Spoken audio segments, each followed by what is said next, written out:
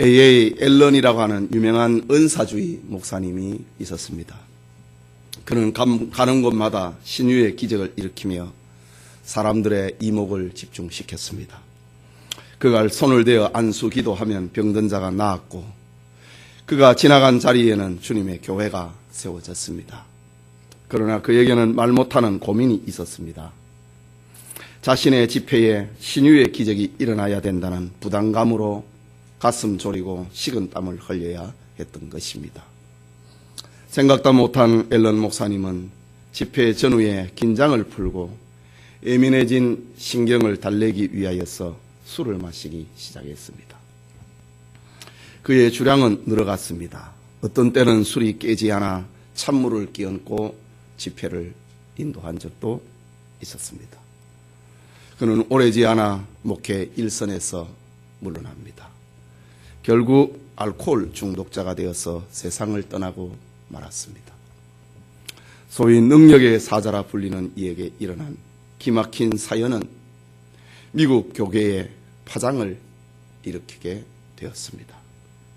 이런 모순된 삶은 어떤 특정인에게만 일어나는 것은 아닙니다.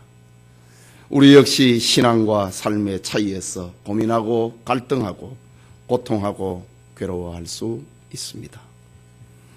우리는 오늘 성경에서 예수님으로부터 병자를 고치라는 직임을 받은 제자들을 봅니다.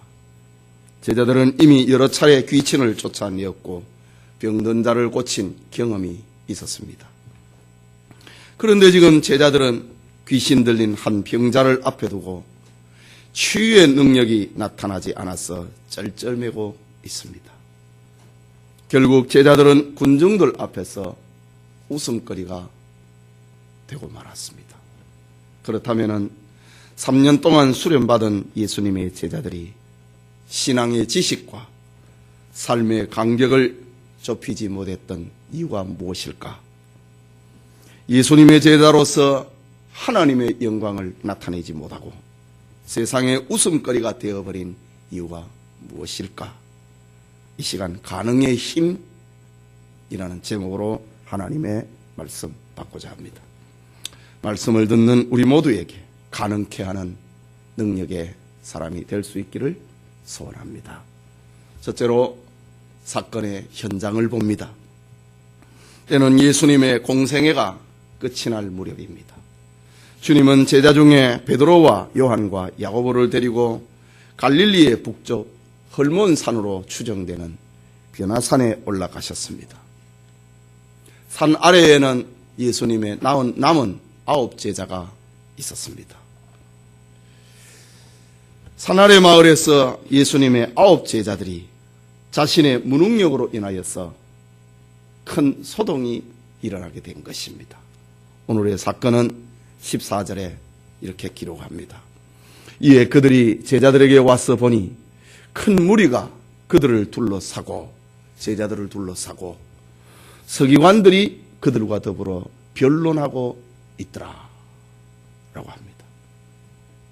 귀신 들린 한 아이를 놓고 9 제자들과 서기관들이 논쟁을 벌이게 된 것입니다. 제자들은 귀신 들린 아이를 치료하기 위하여 여러 방법을 동원했으나 아이가 치료되지 않습니다. 이것을 지켜보던 서기관들이 제자들에게 당신들이 지금 무슨 권세로 누구로부터 이 권세를 받아서 이런 일을 하고 있느냐? 당시의 사회의 지도층인 서기관들로부터 이런 신문을 지금 당하고 있는 것입니다.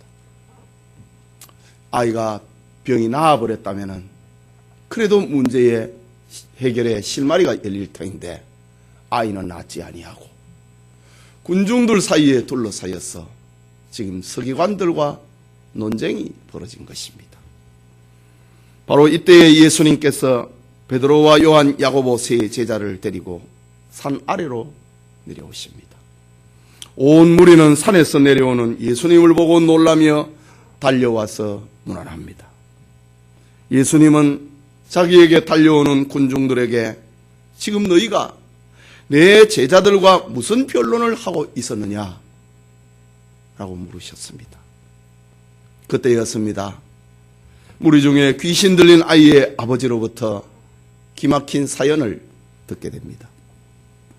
본문 17절과 18절에 무리 중에 하나가 대답하되 선생님, 말 못하게 귀신 들린 내 아들을 선생님께 데려왔나이다. 귀신이 어디서든지 그를 잡으면 거꾸러져 거품을 흘리며 이를 갈며 그리고 파리에 지는지라. 내가 선생님의 제자들에게 내쫓아달라 하였으나 그들이 능히 하지 못하더이다 라고 합니다. 나는 선생님이 계신 줄 알고 왔는데 선생님은 안 계시고 제자들에게 부탁을 했는데 제자들이 내 아이를 고치지 못하더이다 라고 말하는 것입니다. 이 말씀을 들으신 예수님께서는 19절에 믿음이 없는 세대여, 내가 얼마나 너희와 함께 있으며 얼마나 너희에게 참으리요, 그를 내게로 데려오라 라고 말씀하십니다. 귀신 들린 아이는 예수님을 보자 심한 경련을 일으켰습니다. 발작을 했습니다. 땅에 엎드러져 구르면서 입에 거품을 흘리기 시작했습니다. 예수님은 언제부터 이렇게 되었느냐 라고 물었습니다. 그러자 아이의 아버지는 어릴 때부터 이렇게 됐는데 귀신이 아이를 죽이려고 불과 물에 던져 자주 자살을 시도하게 했습니다 라고 말합니다. 그러면서 아버지는 예수님께 무엇을 하실 수 있거든 우리를 불쌍히 여기사 도와주소서 라고 간청합니다. 일이 이렇게 되자 무리들은 구경하려고 예수님 앞에 몰려갔습니다. 이때 예수님은 말 못하고 못 듣는 귀신아, 내가 네게 명하노니 그 아이에게서 나오고 다시 들어가지 말라 라고 귀신에게 명령했습니다. 그러자 귀신이 소리를 질렀습니다. 괴성을 질렀다고 합니다.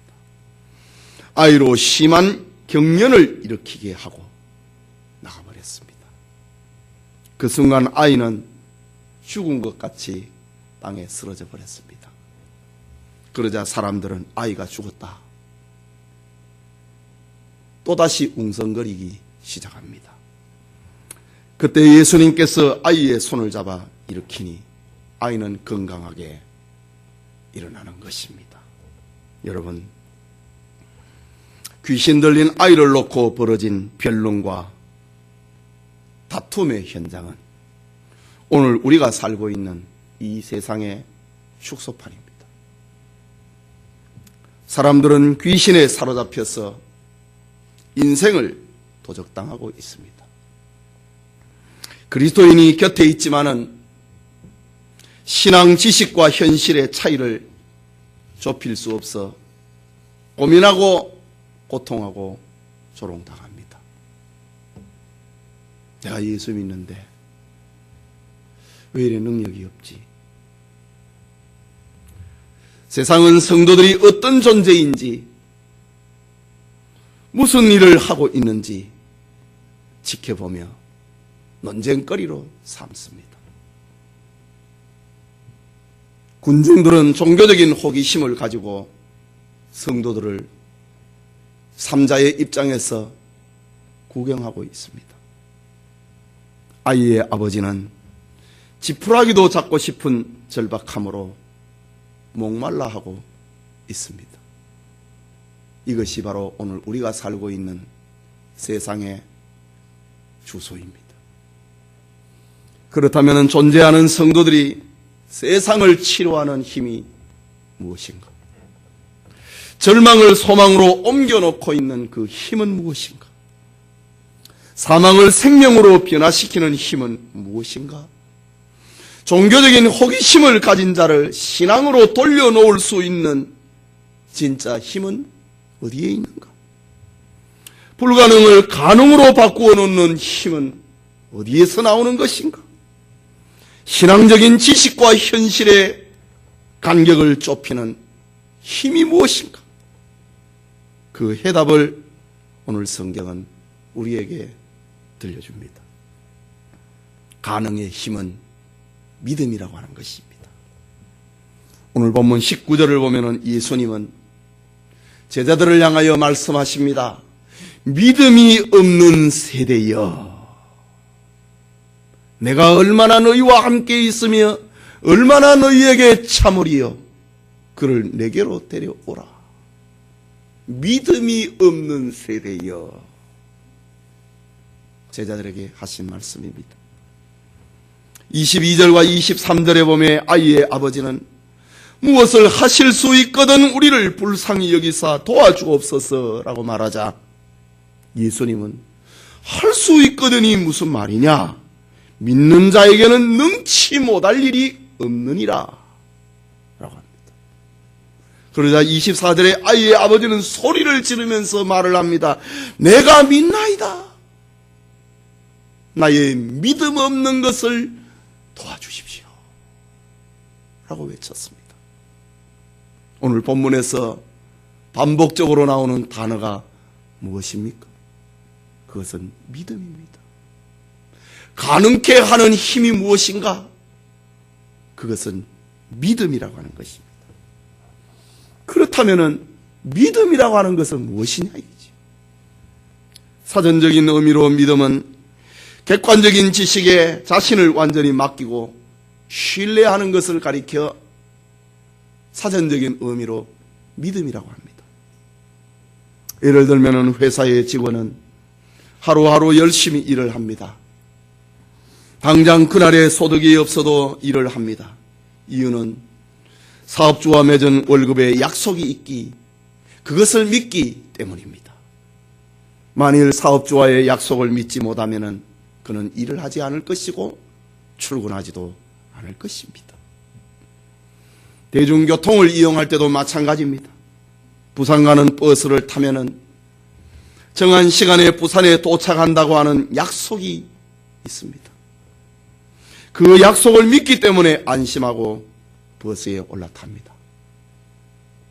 이런 믿음이 없다면 아무리 안락하고 편안한 버스라 할지라도 그 버스에 올라타지 않습니다.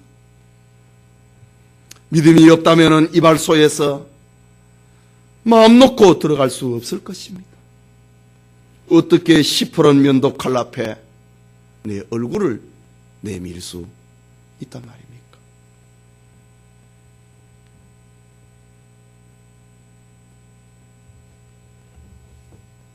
음식점에서도 마찬가지입니다. 한 번도 본 적이 없는 사람이 내어주는 음식을 어떻게 먹을 수 있습니까? 그것은 식당에 대한 믿음이 있기 때문입니다. 그러나 세상은 종종 약속과 믿음을 배반합니다. 이런 사람들로 인하여서 세상은 날마다 고통스럽고 충격적인 유습거리가 지금도 만들어지고 있는 것입니다. 약속이 있고 약속 속에서 우리는 세상을 살아가는데 약속이 있고 그 약속을 믿습니다.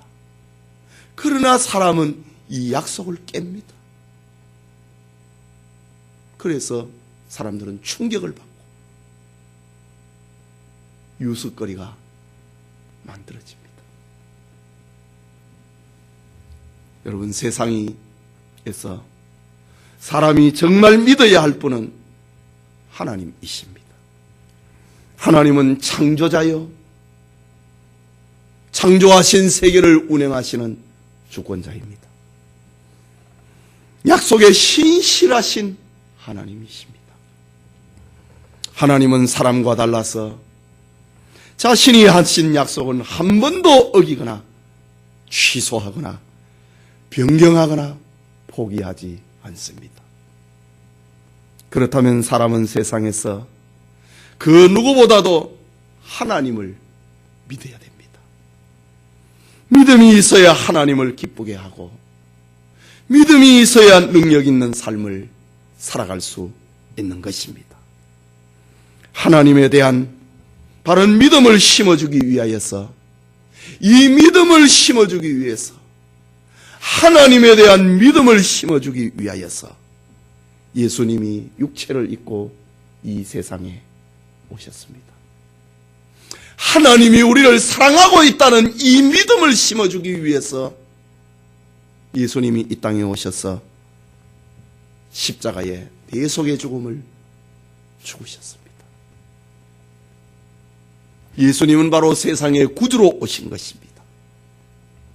하나님이 우리를 사랑하고 있다고 하는 그 증거로 예수님이 이 세상에 오셨습니다.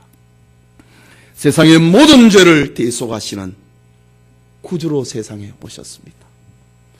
불가능을 가능으로 옮기게 하시는 능력으로 예수님이 세상에 오셨습니다. 예수님은 이 세상이 아닌 영원한 천국의 소망을 심어놓기 위하여 이 세상에 오셨습니다.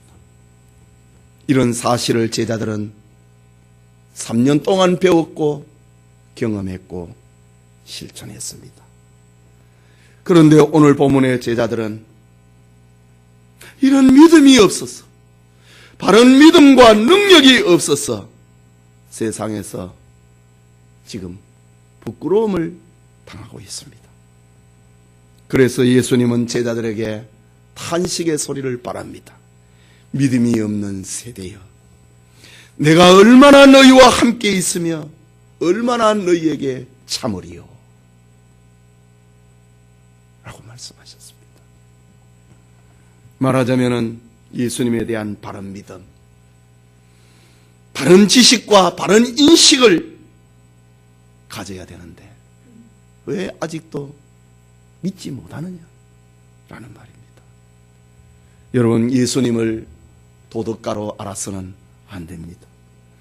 예수님을 철학자로 이해해서도 안 됩니다. 예수님을 단순히 능력을 행하는 슈퍼맨으로 이해해서도 안 되고, 예수님을 따르면은 예수님이 왕좌에 오를 때에 권세를 나도 나누어 가질 것이라고 하는 세상적인 권력을 얻기 위하여 예수님을 이해해서도 안 됩니다.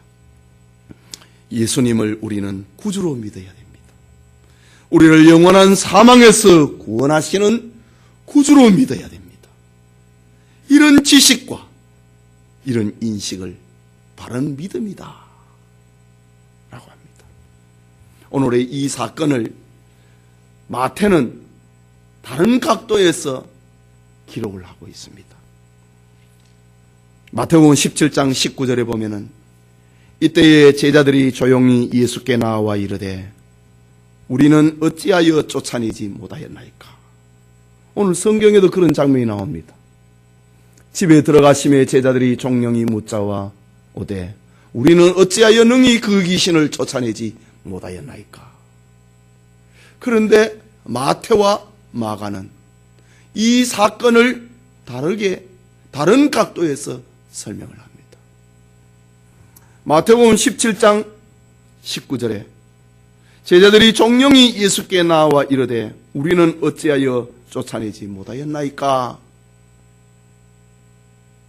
라는 마태복음의 기록에는 너희 믿음이 작은 까닭이니라 라고 합니다.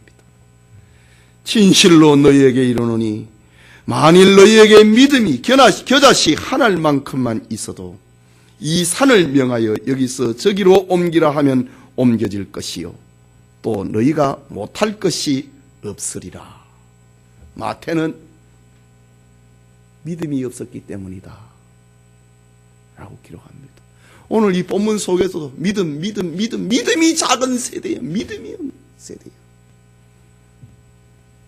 예수님이 탄식하기도 하셨지요. 그렇습니다. 불가능을 가능하게 하는 힘은 주님을 향한 믿음입니다. 세상을 이기는 참된 힘은 경제가 아니고 믿음이라는 말입니다. 정치가 아니고 믿음이라고 하는 것입니다. 세상을 이기는 힘은 문화와 예술이 아니고 믿음이라고 하는 것입니다. 그렇다면 우리는 우리의 작은 믿음을 주님 앞에 고백해야 됩니다. 오늘 성경에 등장하고 있는 아이의 아버지처럼 나의 믿음 없는 것을 도와주십시오. 내가 믿는데 나의 믿음 없는 것을 도와주십시오. 라고 소리쳐야 하는 것입니다. 온갖 종류의 불가능을 가능하게 하는 믿음이 오늘 우리에게도 있기를 소원합니다. 마지막으로 믿음의 능력은 어디에서 나오는가? 기도입니다.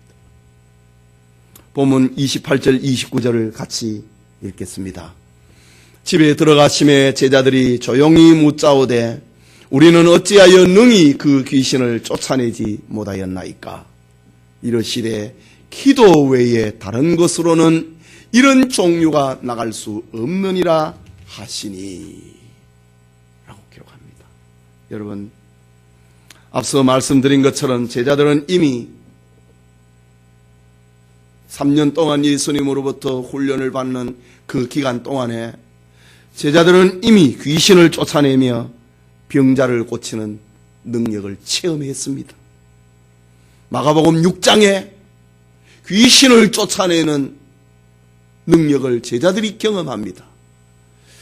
누가복음 10장에도 병자를 고치는 오늘의 이 사건 이전입니다. 오늘 이 사건은 예수님의 공생의 마지막입니다. 그 전에 이미 제자들은 병자를 고치고 귀신을 쫓아내는 이런 능력을 경험했습니다. 그런데 오늘 본문에서는 제자들이 귀신을 쫓아내지 못하는 것입니다. 그래서 쩔쩔매고 있고 세상으로부터 웃음거리가 되어버리고 논쟁의 대상이 되고 만 것입니다. 그런데 오늘 성경에 예수님께서는 제자들이 귀신을 쫓아내지 못하는 능력이 나타나지 아니하는 이유가 기도하지 않았기 때문이다. 기도 외에는 다른 것으로는 이런 종류가 나갈 수 없느니라. 너희들 기도하지 아니하고 무슨 방법을 지금 동원하고 있느냐 이거지. 어떤 방법을 동원해가지고 이 귀신을 쫓아내려고 그렇게 시도를 했느냐? 그 말입니다. 예수님께 대해서 오늘 성경은 예수님을 믿는데, 예수님을 하나님의 아들이라고 믿는데, 예수님에 대한 지식은 있는데, 예수님에 대한 바른 지식은 있는데 기도하지 아니하면은 능력이 나타나지 않는다는 말입니다. 기도하지 않기 때문에 웃음거리가 되고 기도하지 않기 때문에 다툼과 변론을 일으키고 말았다는 겁니다. 기도하지 않았기 때문에 너희가 세상에서 부끄러움을 당했다고 하는 말입니다.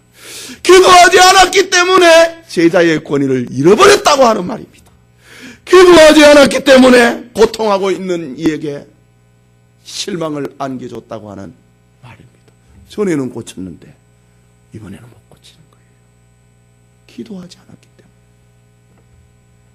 기도 외에 다른 방법으로는 안 된다고 하는 말입니다. 예수님은 분명하게 기도가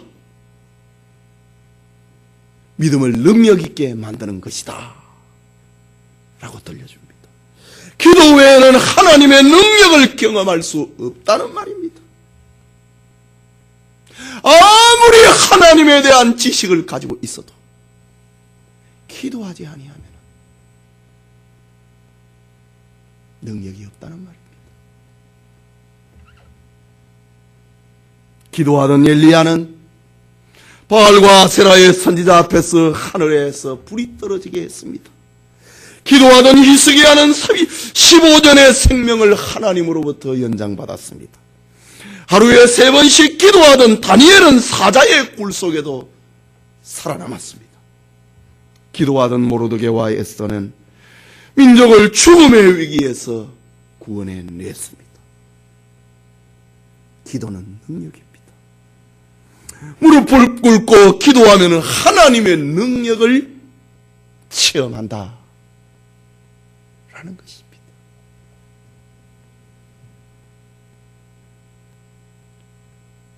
우리의 신앙이 왜 이리 차가운가? 왜 생명력이 없는가? 왜 내 신앙생활이 메말라 있는가? 하나님에 대한 지식이 없는가? 교회관이 내가 잘못되었는가?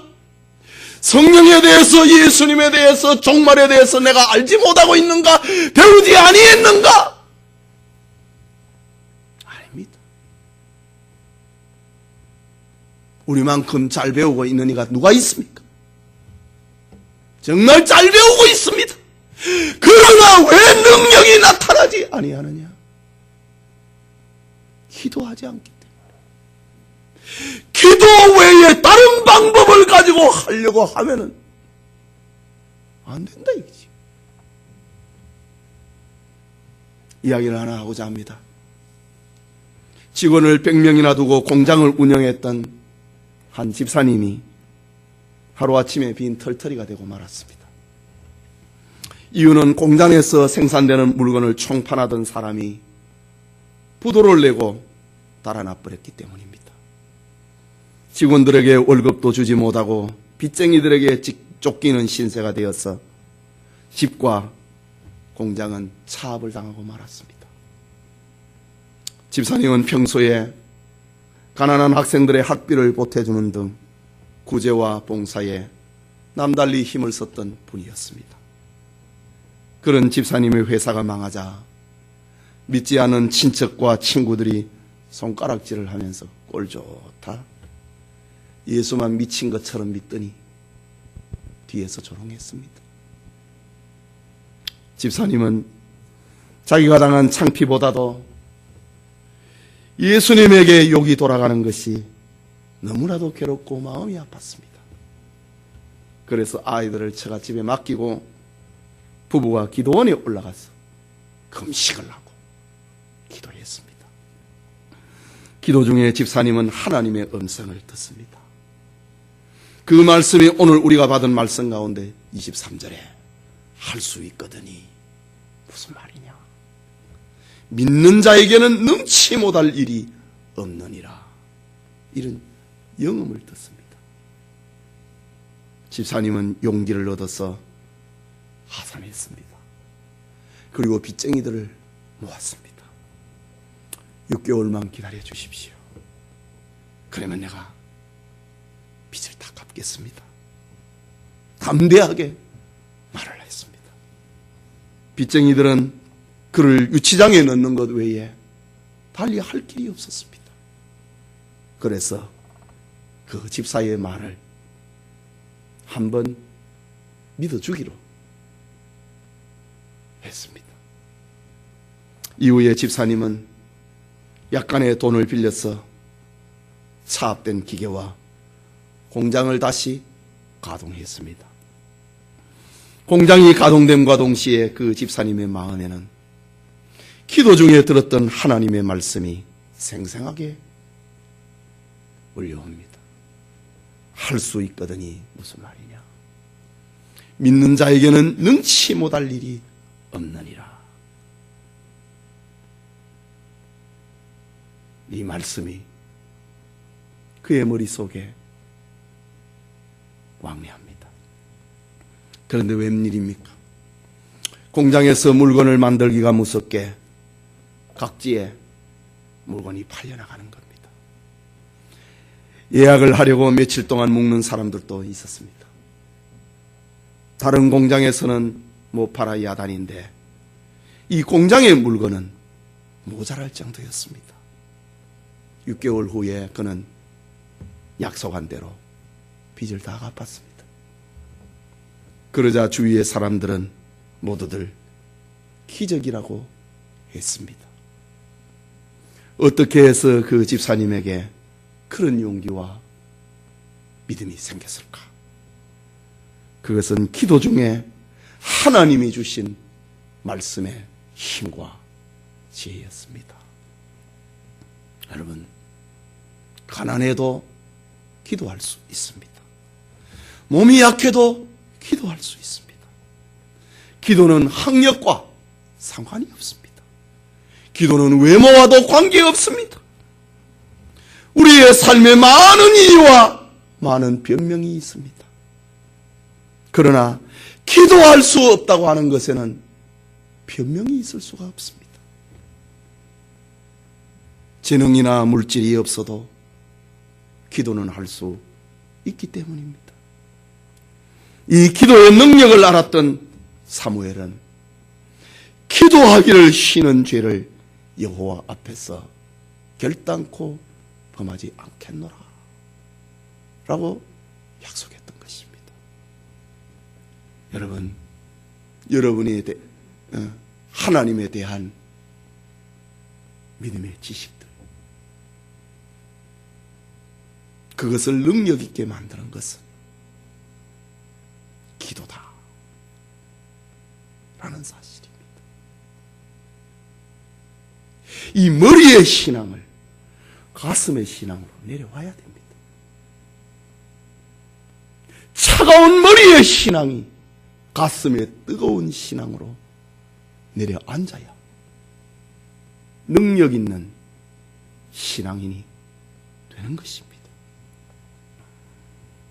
예배드리는 성도 여러분, 우리의 신앙 지식과 현실에서 간격을 좁히지 못하는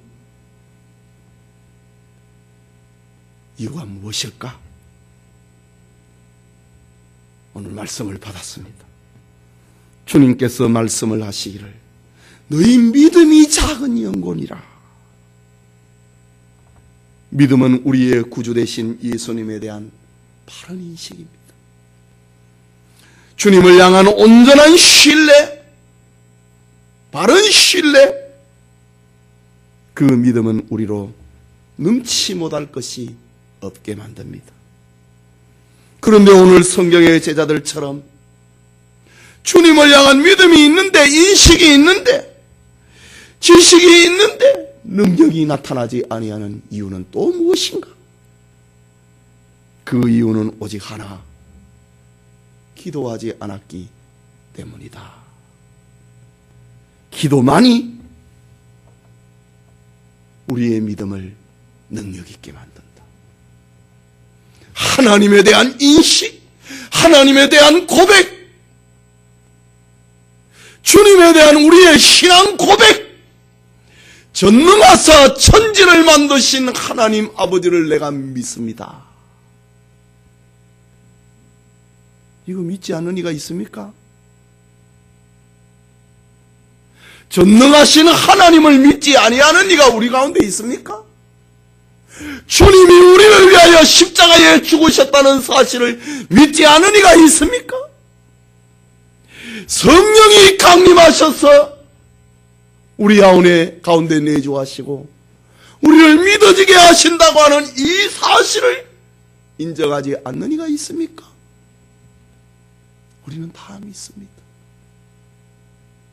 사도들의 신앙 고백처럼 우리도 똑같이 그 믿음을 고백합니다. 그러나 우리의 신앙의 내용이 능력이 없고 그들과 다른 것은 무슨 이유입니까? 기도다. 기도만이 믿음을 능력 있게 만들고, 기도만이 능력 있는 신앙생활을 하게 만들고, 기도만이 하나님에 대한 지식을 온전하게 만들어내는 것입니다. 이론적인 지식을 실제화 만들어내는 힘은 기도다. 신앙의 지식과 현실의 간격을 좁히는 힘은 기도다 라는 말입니다. 조지 물러는 그런 믿음은 못 가진다고 하는 사탄의 말에 속지 말라. 믿음을 굳게 하려면 하나님이 일하시게 하라. 하나님이 일하시게 하는 것은 바로 기도다 라는 말을 남겼습니다. 여러분, 세월이 너무 빨리 흘러서 2017년이 2달밖에 남지 않았습니다. 화살같이 빠른 우리의 삶에 불가능을 가능하게 하는 주님을 향한 바른 믿음이 있기를 소원합니다. 연말에 이 바른 믿음의 지식을 능력 있게 하는 기도의 사람들이 다 되시기를 소원합니다.